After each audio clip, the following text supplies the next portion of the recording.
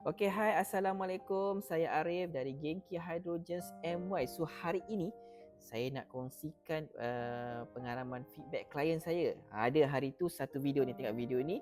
Video ni yang saya pergi hantar inhaler hydrogens di Sepang, Selangor.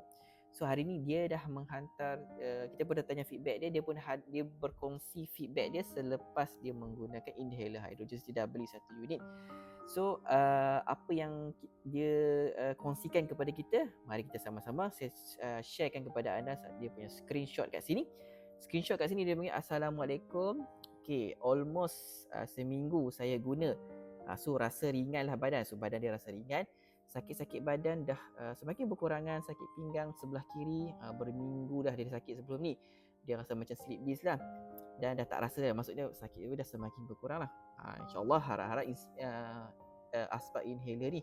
So apa yang dia buat, pagi 1 jam dia hidu, tengah hari 1 jam dia hidu, sebelum tidur dia 1 hidu malam. Maksudnya dia buat rutin harian 3 jam sekali, 3 jam sehari dia hidu hidrogen. Dan plus pada masa sama dia minum air hidrogen. Okay, Alhamdulillah. So apa lagi dia tunjuk kat situ, ada improvement. Sebelum ni kerap terjaga. So abang ni dia mungkin ada masalah kualiti tidur lah. Maksudnya selalu terjaga. Dia anxiety, maksudnya dia affect dia punya quality of tidur lah, quality tidur dia. So selalunya dia kan lately dia akan terjaga malam lah. Tapi sekali ni selepas ni dia ada sekali, tapi lepas tu dia boleh sambung tidur, tahu-tahu dah subuh. Maksudnya hydrogen ni cuba membantu dia dapat kualiti tidur yang terbaik. Itulah salah satu kelebihan rawatan terapi hydrogen lah. Okay, alright. So sekiranya, okay, sebelum tu anda tengok dulu, ini disclaimer lah. Disclaimer dulu.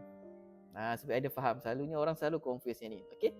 Okay, kepada anda yang mungkin tercari-carilah apa rawatan, apa terapi alternatif yang untuk boleh bantu saya yang ada masalah yang tidur ni ke, masalah saraf ke dan sebagainya, anda boleh, mungkin saya rekomenkan anda boleh cuba terapi hydrogens ini. Jika anda berminat, anda boleh pergi dekat akaun saya, anda cari contact us dan isi detail di situ. Dan lebih baik anda follow saya. Okay, bye-bye.